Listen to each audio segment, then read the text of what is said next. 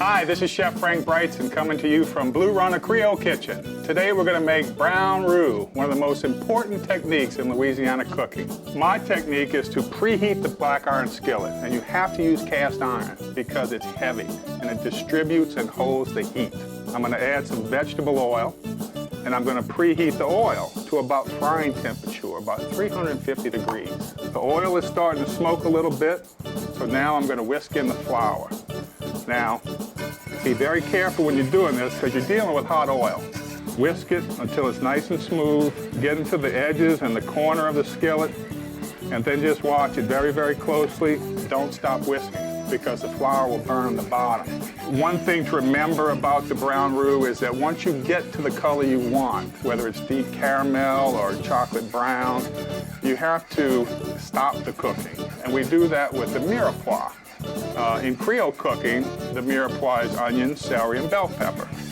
And when you add those vegetables to the hot roux carefully, that will stop the flour from browning. And that's very important because otherwise the flour will get too dark and it'll start to smell like burnt coffee, and then you've gone too far. So it's really a matter of temperature, timing to get the taste that you want. Now, if you can look down the pot, you can see that the roux is starting to darken a little quicker now. We're into a deep beige color. I can see that it's starting to thicken up a little bit. I'm seeing a little bit of graininess. So this is where I want to watch the roux very closely. Now you can see it's starting to get grainy, thick. So we're going to slide it off the fire and just continue stirring. You can see the smoke rising from the roux. There's plenty of heat in there. This is the critical stage that you want to look for in this technique. Keep stirring. And as you stir, and it'll thin back out to a more manageable consistency, and then you have a judgment call to make. Do I go back on the fire to get it darker, or is it going to darken enough on its own? Judging by the amount of smoke I see, we may not have to go back on the fire, but we'll see. Here's your critical stage. Now we're starting to move into a peanut butter color. I can see now that we're kind of over the hump. The thickness has dissipated. It's starting to thin back out and get much more manageable. And that's just from taking it off the fire for a couple of minutes. So I think we can safely go back on the fire now.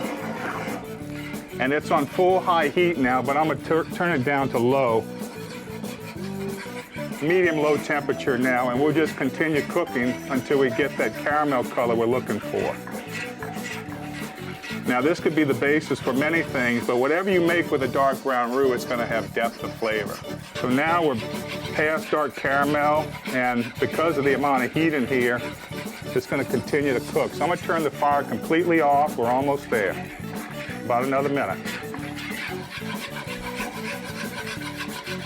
Beautiful. Depth of flavor. That's something I talk about a lot in my cooking. And I think one way to achieve depth of flavor, intensity of flavor, is with high heat. Whether you're browning vegetables or making a roux, fire adds flavor. Don't be afraid of the fire, just be careful. Now, that's starting to look like chocolate.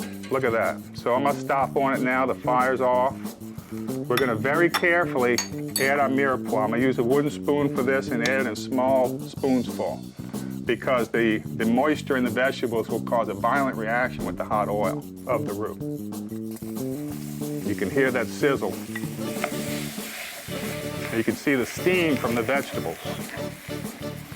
Now we're cooking. Look at that. Ooh-wee.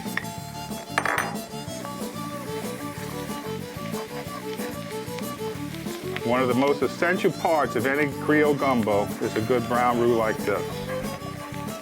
Now I can relax. The flour has stopped browning because of the vegetables. They will cook and steam in the roux and create that foundation of flavor that we're looking for.